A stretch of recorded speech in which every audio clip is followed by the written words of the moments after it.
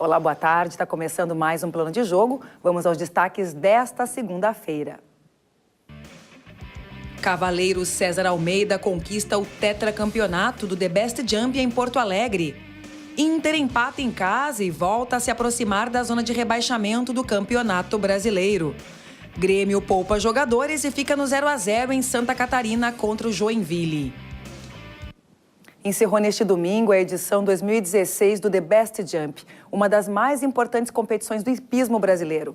E o grande vencedor da 40ª edição foi o cavaleiro César Almeida, que conquistou o tetracampeonato da prova.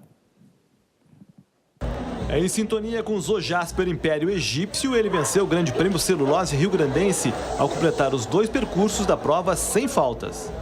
Sempre ganhar aqui o Best Jump é uma alegria muito grande. O 4º título, ele só alegra mais a gente e fica sempre importante esse nosso trabalho e mostrar que a qualidade dos cavalos cada vez está melhor e os eventos cada vez melhor.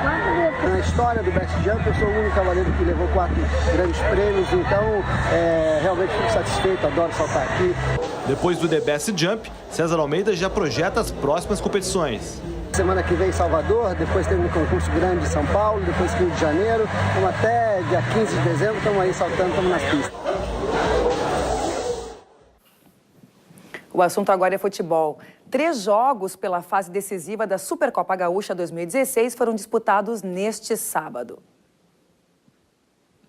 No estádio Centenário, o Caxias saiu na frente contra o Ipiranga. Aos 4 minutos do segundo tempo, Jean fez 1-0 para o Grená. Aos 18, Danilinho empatou para o time de Erechim.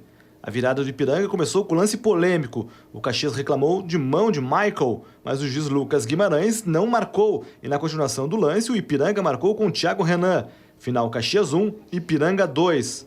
Nos outros 2 jogos, o Novo Hamburgo venceu o São José por 3-1 no Estádio do Vale. Na Pedra Moura, em Bagé, vitória do Inter contra o Grêmio Bagé por 3-1. As partidas de volta acontecem no próximo domingo. E pela segundona nacional, não foi desta vez que o Brasil conseguiu acabar com a série de 5 jogos sem vencer na competição. Ficou no 1-1 com o Joinville em Santa Catarina na noite de sexta-feira. O Chavante não corre mais risco de rebaixamento, mas também está distante da luta por uma vaga na primeira divisão no próximo ano. O clube ocupa a 12ª colocação na tabela com 46 pontos. E na disputa do título da Série C do Campeonato Brasileiro, o Guarani e Boa Esporte empataram no primeiro jogo da decisão. A partida foi no estádio Brinco de Ouro, em Campinas. O Guarani saiu na frente com este gol de Leandro Amaro. Mas o Boa Esporte descontou com Rodolfo e deixou tudo igual. Placar final 1-1.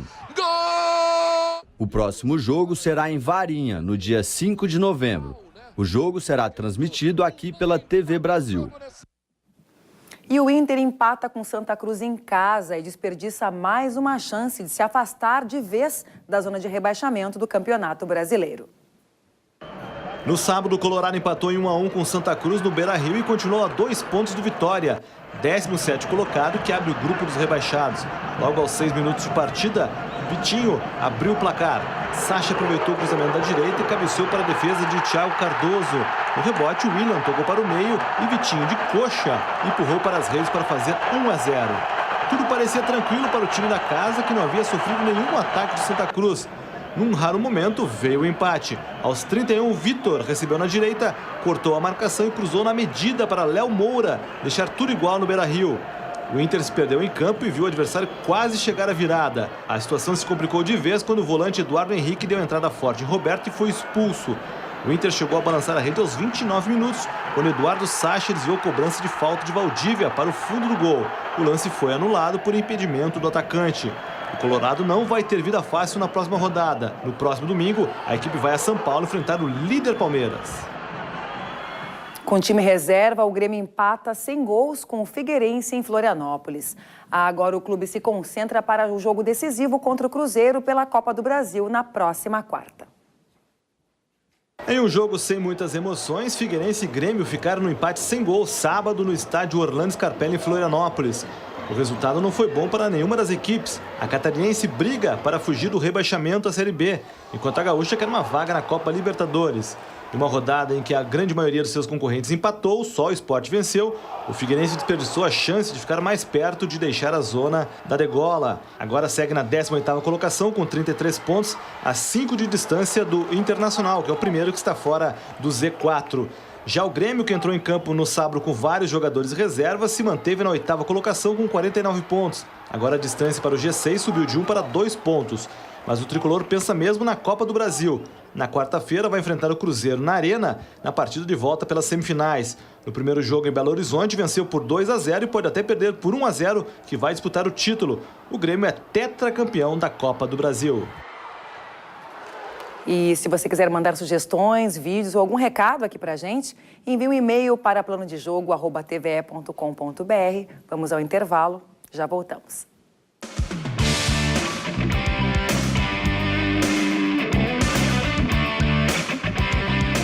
Agora a gente vai falar sobre tiro com arco, uma prática milenar que hoje é um esporte olímpico e que aqui no Brasil começou a ser praticado por volta de 1950. Sobre isso eu converso com o arqueiro Igor Machado de Vargas. Tudo bem, Igor? Prazer em te receber aqui. Boa tarde, obrigado. Há quanto tempo tu pratica esse esporte? Fala um pouco dos teus títulos. Pratico tiro com arco há 6 anos, né, que venho evoluindo no esporte, e há 2 anos eu participo do ranking estadual e nacional.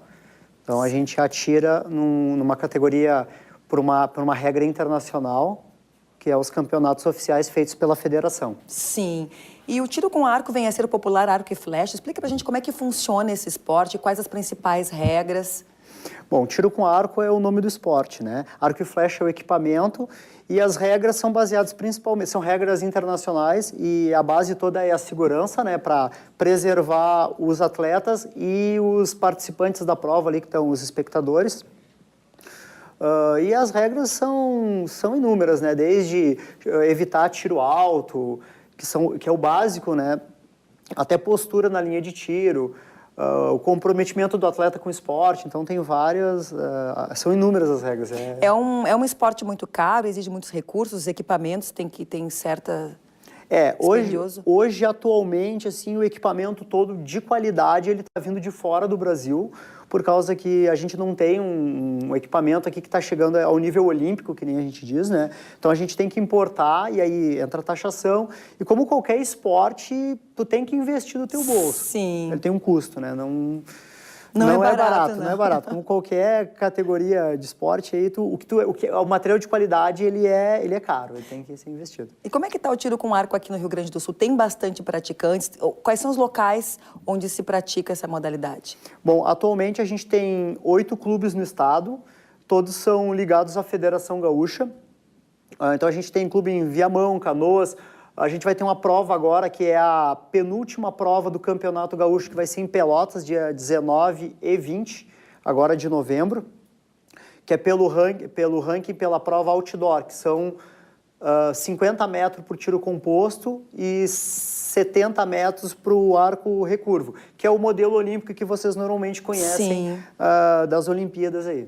E esse campeonato que vai acontecer é em Pelotas, tu falou, né? É em Pelotas. É preparatório para o nacional ou é uma competição estadual? Na verdade, esse é o encerramento do estadual, né? Agora as provas já estão encerrando, essa é a penúltima prova, e no mês de dezembro a gente vai ter o Sul Brasileiro. Sul Brasileiro é uma prova que ela é feita no Paraná, Santa Catarina e Rio Grande do Sul. Cada ano um estado cedia a prova. Esse ano veio para o Rio Grande do Sul e ela pega atletas internacionais. Ela pega desde os atletas do nosso estado, do nosso país e pessoas que vêm de fora atirar. Sim. E ela é no padrão internacional, né? Ela pontua em todo o âmbito. Em todo o âmbito. A gente está vendo ali nas imagens alguns arqueiros. A gente percebe que exige concentração, força nos braços. Me corrija se eu estiver errado. O que mais assim esse esporte trabalha no corpo do atleta? O tiro com arco, ele trabalha muito concentração, ele trabalha muito a postura do atleta, né? Tu ficar num posicionamento que vai te mostrar o melhor desempenho do atleta perante o objetivo dele, né? Que é acertar o alvo lá. E a gente viu também algumas crianças também, pode-se começar desde cedo. A partir de 12 anos. A partir de 12 anos começa-se o treinamento, né? E aí, de acordo com a evolução, o técnico do atleta vai dizer, ó, tu já está apto para participar de uma prova oficial ou vai ficar no nível iniciante ali, até para estimular, né? Tá bom. Certo, então eu conversei com o Igor Machado, que é arqueiro. Muito obrigada em te receber aqui e principalmente pelos esclarecimentos sobre esse esporte. Obrigado, foi um prazer. A gente termina o programa com imagens da gaúcha Maria Portela, que neste final de semana ficou com a medalha de prata no Grand Slam de judô de Abu Dhabi, nos Emirados Árabes. A atleta da Sojipa disputou o título contra a francesa Marie-Eve Gaillet, que acabou batendo a brasileira por penalização. Ficamos por aqui, uma boa tarde, até amanhã.